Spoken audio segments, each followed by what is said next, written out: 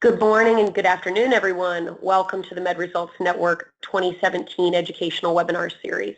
I'm Jamie Parrott, Vice President and Chief Operating Officer for MedResults Network, and I want to thank all of you for taking time to join us for today's presentation.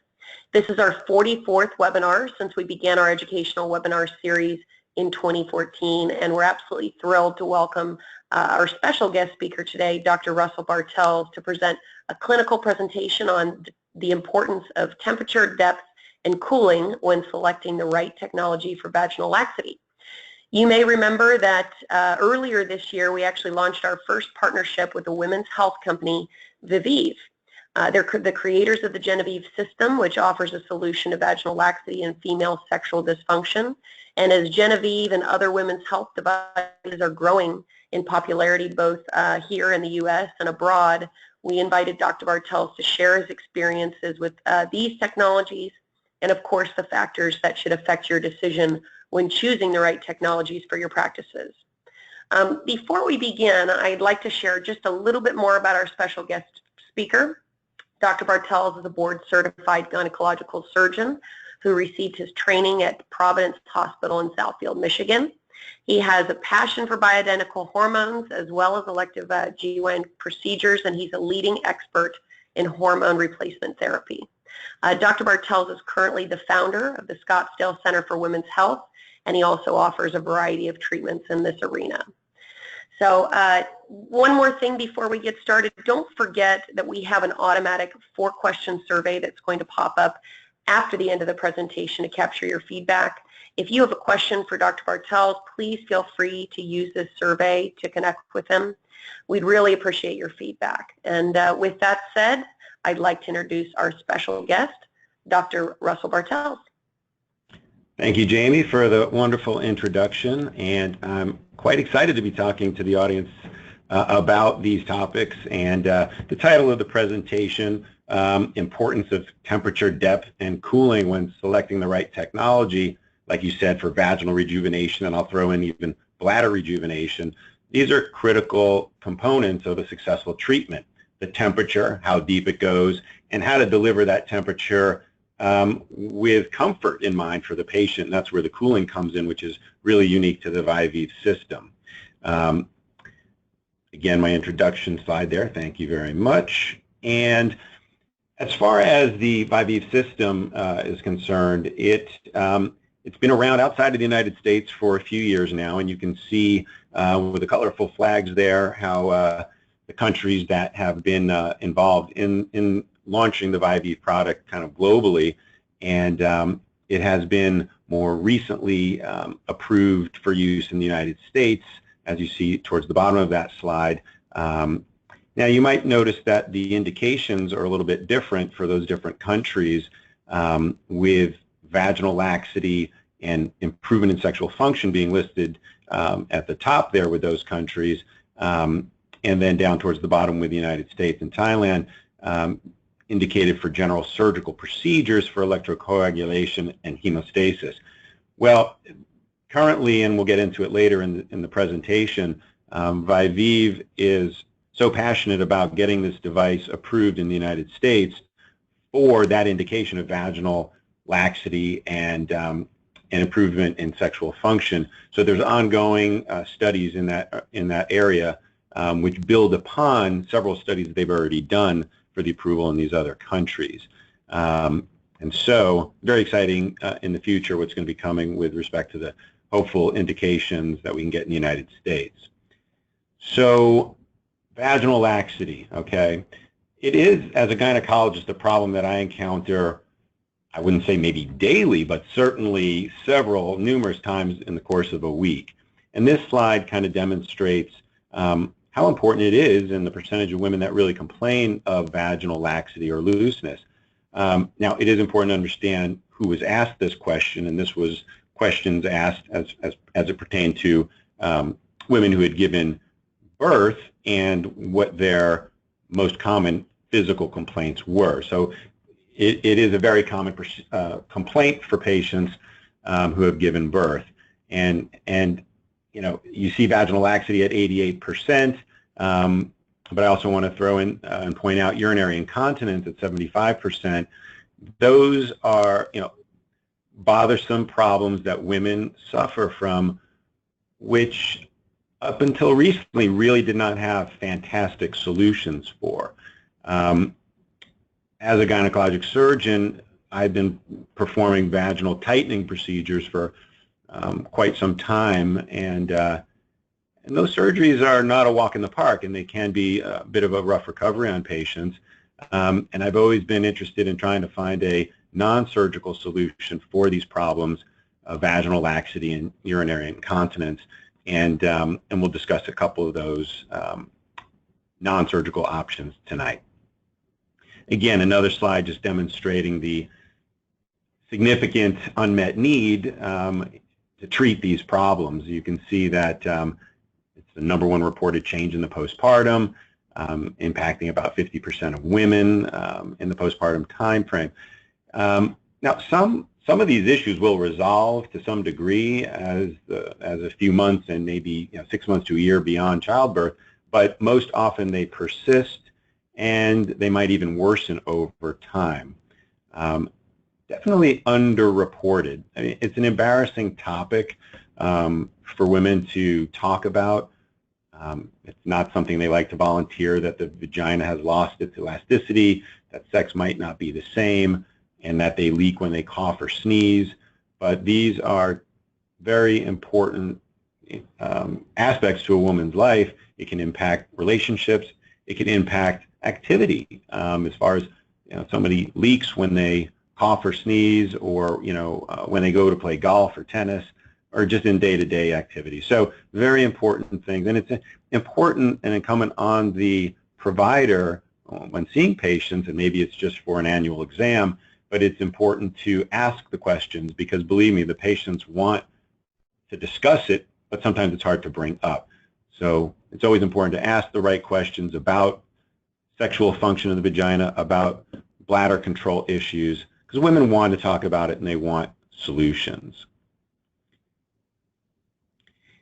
As far as some of the modalities that have come along in the non-surgical arena, I think the most common out there would be probably to be able to split this into 2 categories. That would be CO2 or laser and radiofrequency, and the most common of the lasers would be CO2 as the energy source.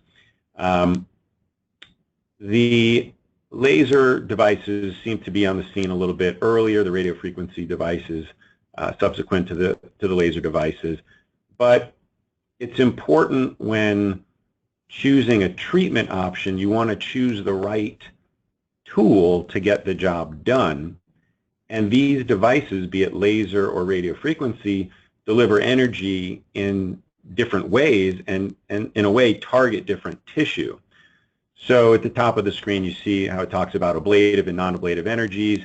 Those have been used for a while to treat the face and body, okay, and now they're being included in treating the vaginal mucosa.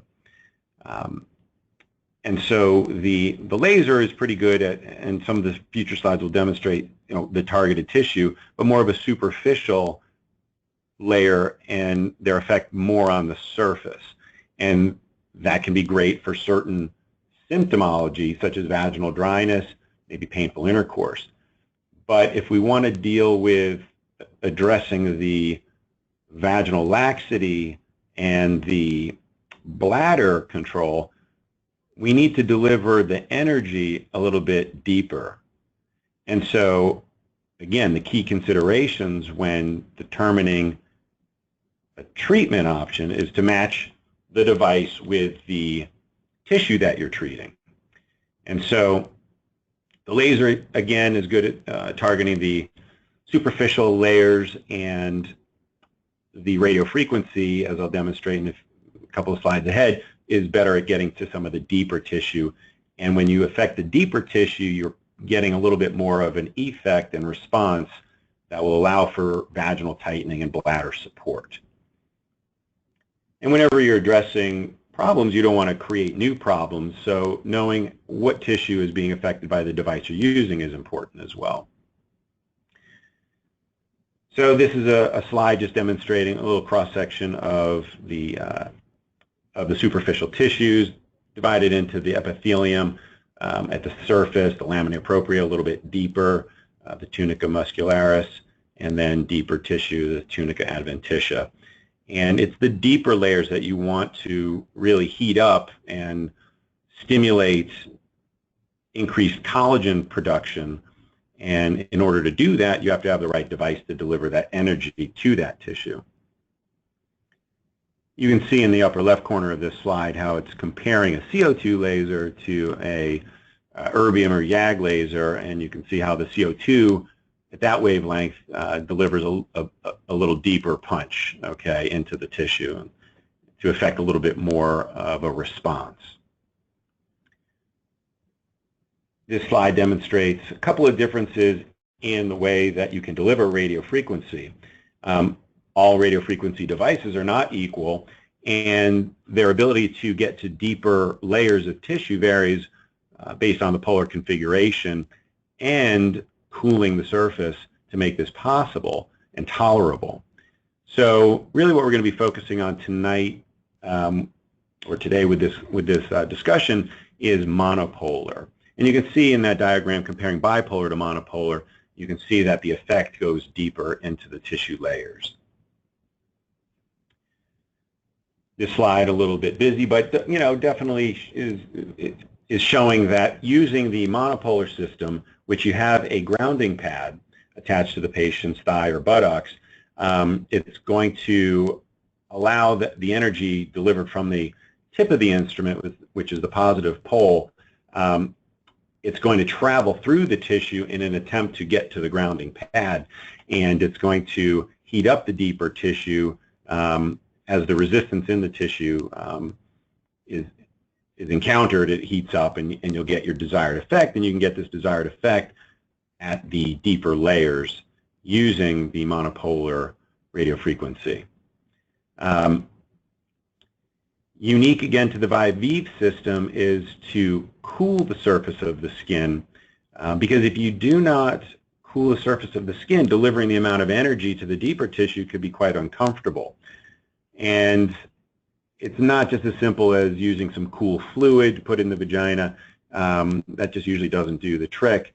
The Viveve tip, and it'll be shown on a later slide, has a very unique way of delivering cooling and heating simultaneously for the desired effect. You want to protect the mucosal layer while delivering the energy deeper. Again, showing a slide of the cross-section of the vaginal skin, and wanting to deliver that tissue, the energy into the deeper tissues to get the desired effect. Again, the lasers, the ablative and non-ablative lasers, have been shown to do a good job superficially in delivering relief for vaginal dryness and atrophy by creating a more rejuvenated vaginal mucosa, but perhaps not delivering enough energy to the deeper tissue.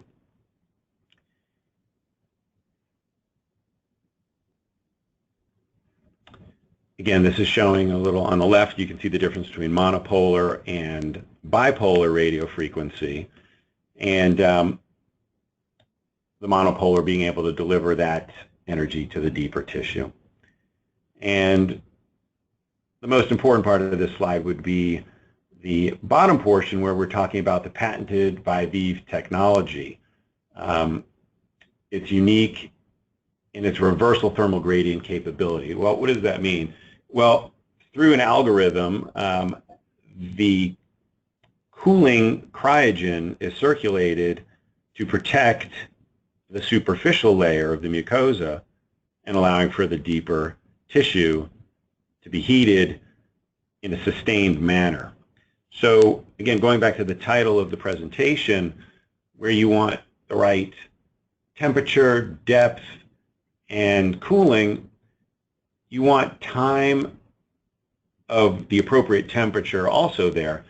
There's some devices that deliver radio frequency where it's a little bit more user dependent. You're moving the probe around in an attempt to not burn or heat up too much the vaginal tissue. in an attempt to heat the deeper layers. So you're moving the probe around in the vagina, delivering heat, but you have to keep moving this probe around so that you don't burn the patient. And there's a decent chance you might not be delivering the appropriate time and temperature to the right depth. And with the Viveve system, it really takes a lot of the work out from the user and puts it into the smart technology in the machine, so you do not have to continuously move this the vaginal probe around. The system delivers the right amount of heat for the right amount of time and cools the surface and allows you to achieve the collagen stimulation necessary for vaginal tightening and bladder support. So with the ability to deliver that heat with the right amount of time and to the right depth, you can see when it compares the Viveve system in green to even another RF device, you can see how the Viveve system is able to deliver that energy where you want it for your best results. And it is the only clinically proven single treatment approach for tightening the vaginal introital tissue. And I would say even beyond the introitus, we use this device higher up in the vagina, and it's been found to be very helpful when you address the support under the bladder to help with urinary incontinence.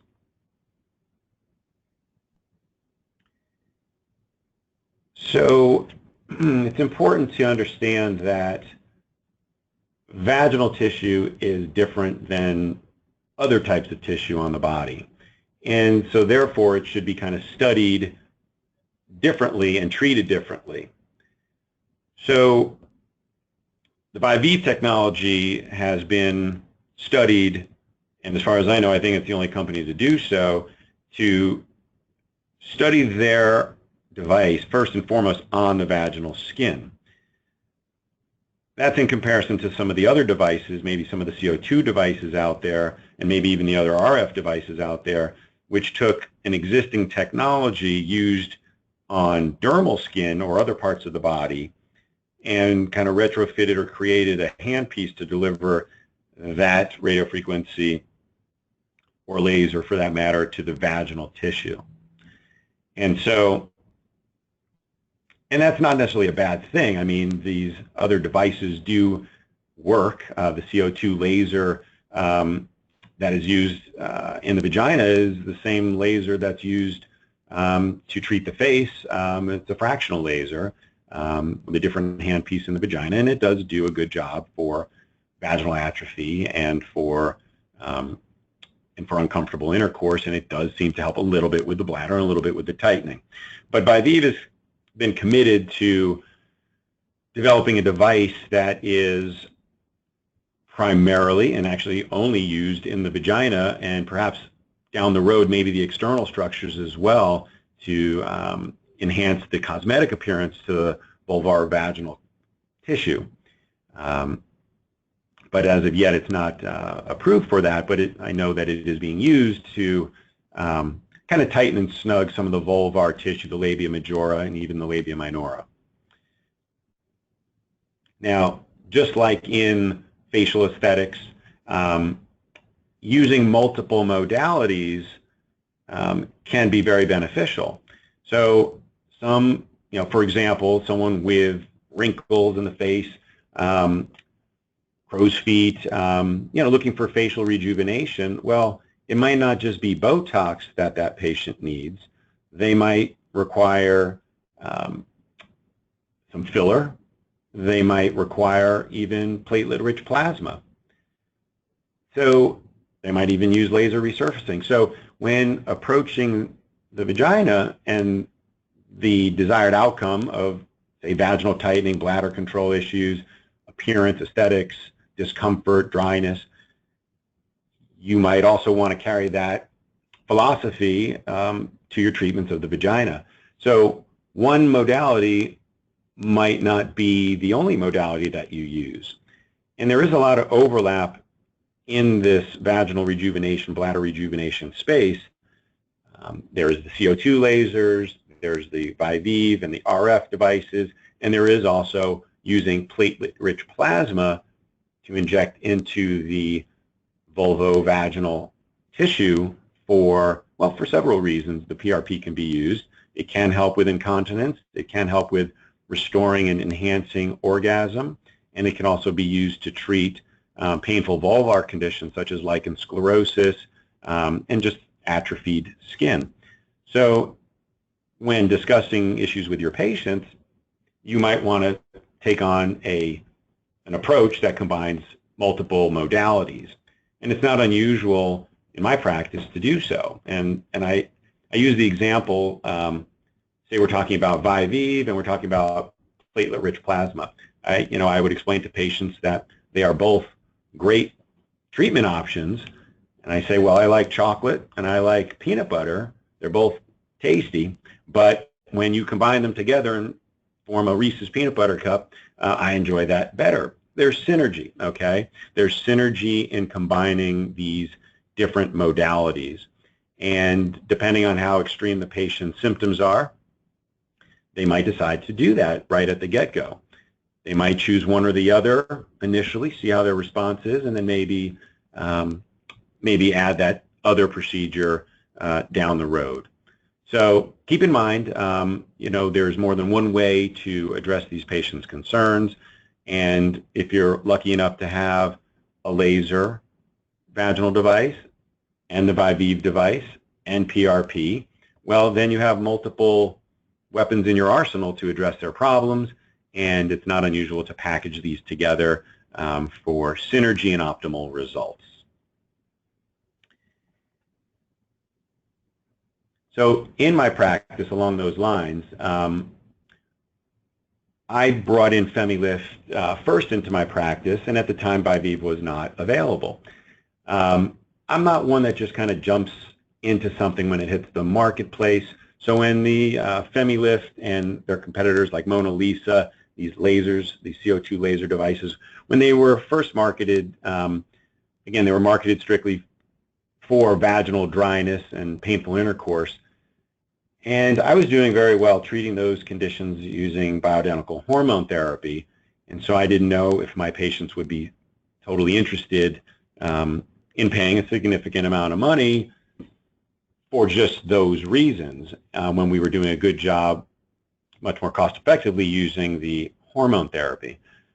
So I sat on the sidelines and kind of see how things developed with these lasers. And what we came to understand is that, well, they might have been used initially for vaginal dryness, vaginal atrophy, and painful intercourse, but these patients were also reporting benefit in bladder control and with a slightly tighter vagina. So after a while, I thought, you know what, I've been looking for a non-surgical alternative to vaginal tightening and to bladder slings, which, bladder sling surgery has been the standard of care for stress incontinence, but it's not without its risks and complications and downtime. And so I said, hey, it sounds like there's enough evidence out there to support using the laser device for symptoms other than vaginal dryness and atrophy, so we brought that into the practice. And what I found in my patients was that it was achieving good results with those other indications, those other symptoms of dryness and snugging, as well as the bladder control problems. Now, it's important to choose your patients carefully because some patients' symptoms of leaking will be beyond what these systems can do. But there are a lot of patients that kind of fell in between, as far as their complaints weren't maybe bad enough for them to consider a surgery, but they were certainly interested in trying a very easy procedure with no downtime in the form of the CO2 laser.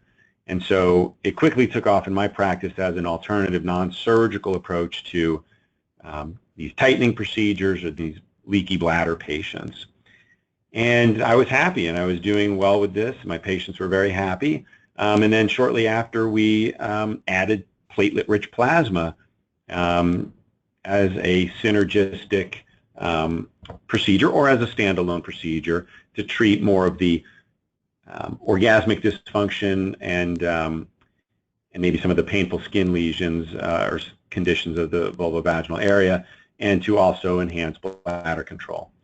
And, well, why not combine these like I described just before, synergistic.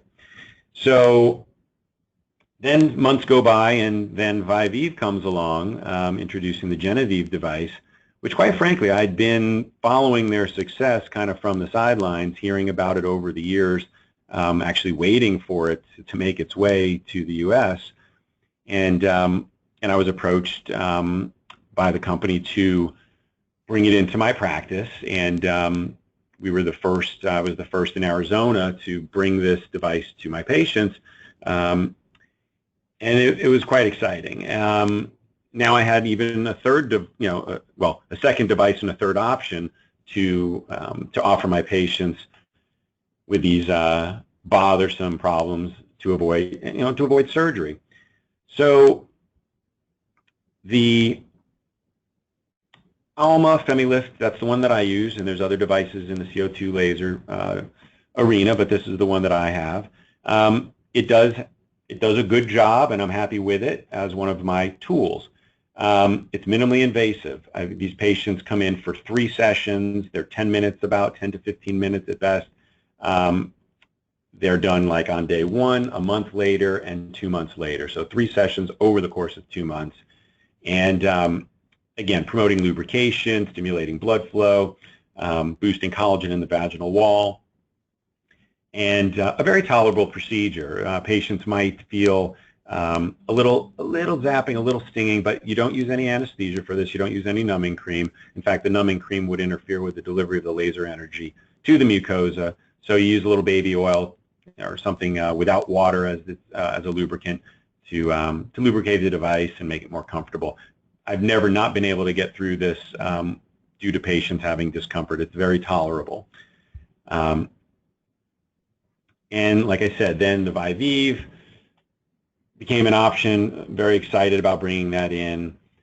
This is a 20 to 30-minute procedure, again, done in the office, no anesthesia required, a great non-surgical alternative for these patients suffering from vaginal laxity, incontinence, decreased sexual sensitivity. There is no downtime. There is no recovery. In fact, this procedure, I would say, is better tolerated than the CO2 laser, although understand the CO2 laser is not an uncomfortable procedure, but this is even less so. Patients might feel a little bit of warmth in the vagina, or sometimes maybe even at the grounding pad. Nothing painful at all. On a scale of 1 to 10 of discomfort, the most I hear is a 2 or 3. And they almost laugh when they say that. It's very tolerable. A single session, not 3, so it is a little bit more convenient for the patient, and can also be a little bit more cost effective, or I guess from a provider standpoint, a little more bang for your buck for time spent, depending on how you price these different things in your practice. I'll take a moment just to say that these procedures are not usually, actually as far as I know, they're never covered by insurance. So this is kind of an elective procedure, which is in some ways unfortunate because a fair amount of the time I'm doing this for leaky bladder symptoms, which I consider a medical issue, but at this time it is a non-covered procedure and in a way considered a cosmetic treatment. The last line on this slide talks about being complementary to CO2 lasers. I mean, for someone who really wants the full vaginal rejuvenation package, you really could throw everything at them. You could do the FemiLift, 3 sessions. You could do the Viveve treatment, that one treatment. You might even do it the same day you do the laser, the first lasering session. Maybe you don't do it at the same time, but you can also throw in the platelet-rich plasma, be like the trifecta of vaginal and bladder rejuvenation. A lot of synergy going on. Now that might be overkill. Most patients won't need all 3, but it is not unusual to combine either the CO2 laser or the Viveve radiofrequency with the platelet-rich plasma. This is a slide kind of describing a little bit what I've already kind of mentioned a few times about the way that the radiofrequency energy is delivered, and in this case using the Viveve algorithm of cooling and heating basically simultaneously. The Viveve system basically uses the concept of volumetric heat going about 3 to 5 millimeters deep, stimulating the fibroblasts, which then modifies the collagen. And this could take sometimes 30, 60, even 90 days to get your complete collagen stimulation. Couple of terms here: the reverse thermal gradient. Cooling and protecting the surface mucosa is critical to enable the significant heating of the deeper tissue. Capacitive coupling distributes the energy evenly across the tip for uniform heating. The reproducible delivery, very critical, okay? The parameters and algorithms preset for controlled heating and cooling, which, as I alluded to earlier in some of the other radiofrequency handpieces, it's a lot more user dependent, and you have to move this device back and forth to not, hurt the patient, because you could keep it in a spot too long and deliver too much heat in one place and burn the patient.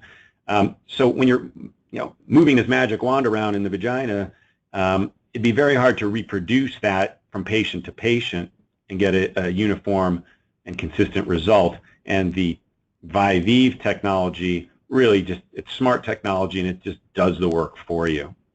Again, monopolar energy penetrating deep into the connective tissue.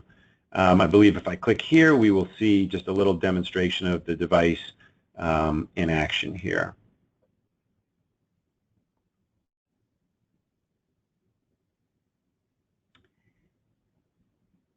So you can see it's delivering that radio frequency. It showed a little bit blue on the surface there. That was showing the cooling to the superficial layers and delivering that deep heat to the deeper tissue, and this showing kind of collagen formation over the following 30 to 60 to 90 days.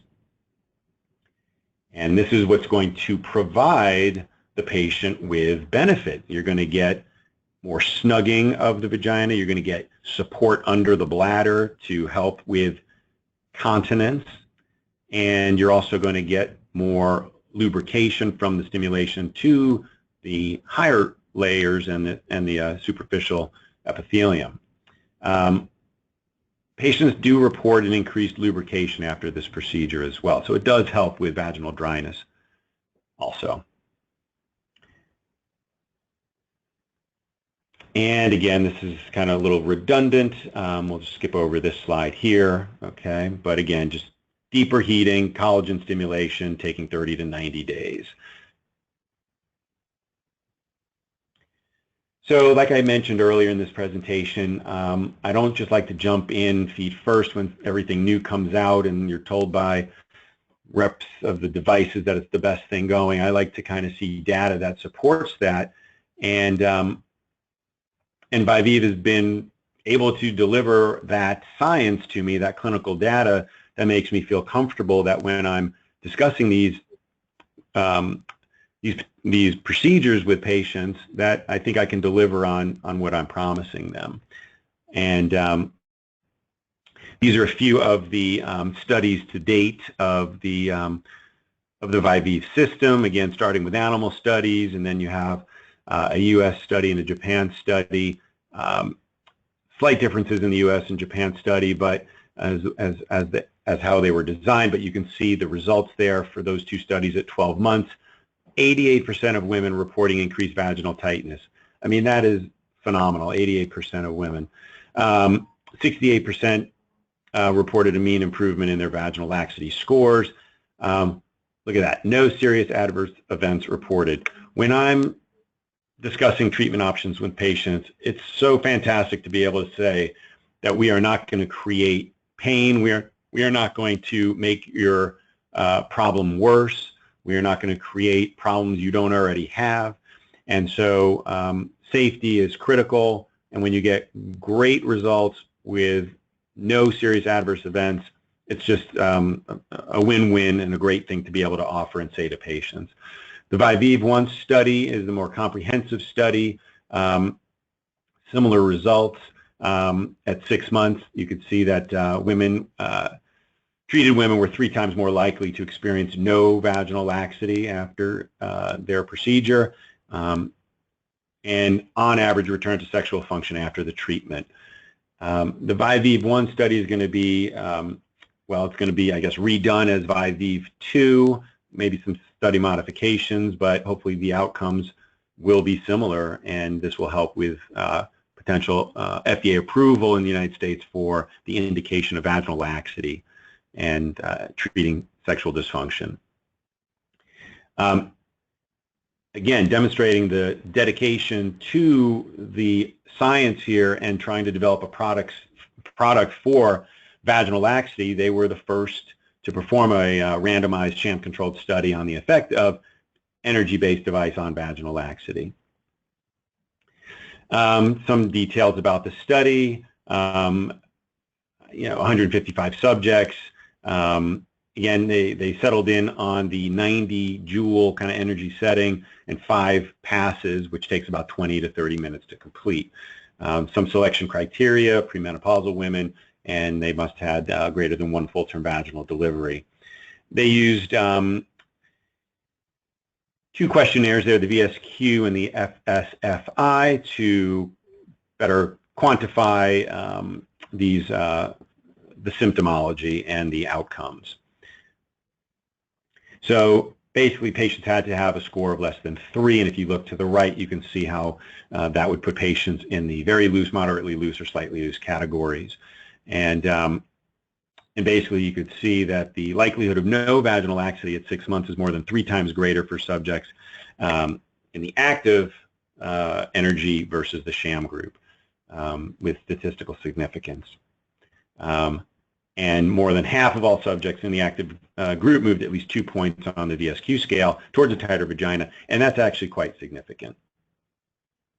A little graphical representation. You can see the gray line was the sham group, and the green line was the active study group, and you can see a baseline of 22, basically for both groups, but you could see how there was sustained improvement after a single radiofrequency treatment, which was there even at the 6-month mark, pretty well sustained, and achieved at about 1 month. And I am seeing that in my patients when I see them back at about 1 month. I tell them it could take up to 3 months, but I am seeing patients getting satisfying results at the 1-month mark.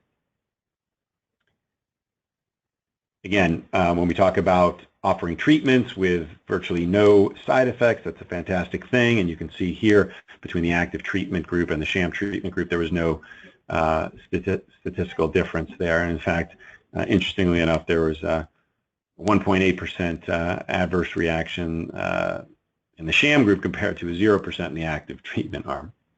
Very safe treatment is the message there. So again, Viveve 1, first ever study of its kind in the vaginal rejuvenation field, which is again showing the dedication of the company to providing data to support what you as a clinician can say and offer to patients. The improvement in laxity and sexual function was statistically significant with the Viveve system compared to the sham, and it was significant and sustained even at 6 months. No adverse events. So Viveve 2, as I alluded to, I believe is ongoing, trying to get the sexual function approval through the FDA. And that would be the first of its kind. Again, using it to treat stress urinary incontinence, I use it to do so. I explained to patients that it was not, at this point, at least approved for that indication, but that's what's going to happen. You're going to see results in that area, and I feel comfortable and confident that I can deliver that in the appropriately selected patient. There might be a longer tip coming, so we can reach a little higher in the vagina and get maybe better bladder access and deliver that energy to the supportive tissue of the bladder. And again, ongoing improvements to the device. Viveve is very committed to getting input from the providers who are using this device so that they can improve constantly and maybe even change the protocols of delivering the energy. So in my practice, how do I promote feminine rejuvenation? Well, I think vaginal rejuvenation is a term that's starting to catch on. I've kind of brought in the term bladder rejuvenation, and as a gynecologist, that's part of what I do day in, day out, hearing patients, discussing these issues. Again, I don't know what types of practices people listening to this might have, but this is kind of getting beyond the medical, and it is in the kind of cosmetic arena for sure. It's one of the hottest topics out there right now when you go to aesthetic conferences and conventions. So at any rate, in my practice, we do internal marketing. It's important to ask the questions if the patients are having these symptoms. We hold little after office hours seminars in our office, and it might not be just on vaginal rejuvenation. That might sometimes be intimidating. Some patients might not want to go to an event that everybody there knows that there's a problem with your vagina. That might not make people feel comfortable. So you might want to tie it into some other things when you're maybe going to discuss this. Maybe it's talking about Botox and facial rejuvenation as well. Or in my case, I talk a lot about hormones and incorporate these things. So you don't want to scare people away. We also do off-site seminars, maybe once or twice a year, rent out a venue and promote all that we do, and those can be very successful. And we do print ad in local magazines. I go on TV and on the news and talk about hormones and bladder health and vaginal health. So many ways that you can market to your potential client base. On the screen you see love procedure. That's something that I kind of coined and trademarking or whatever you want to call it, but it's you can use the abbreviation laser, O-shot, Viveve, estrogen. Those are some things that we can combine to create a better love life, to do vaginal and bladder rejuvenation. The CO2 laser, the O-shot, which is platelet-rich plasma. And it's important for those that may or may not know the O-shot is a trademark term, and you can't just use that unless you have the appropriate permission to do so. So I just want to point that out on the slide here. Viveve and estrogen, so LOVE, and you can come up with other things as well. And it's been an exciting area in my practice that I'm very excited about and passionate about, and I hope that comes across in this discussion tonight.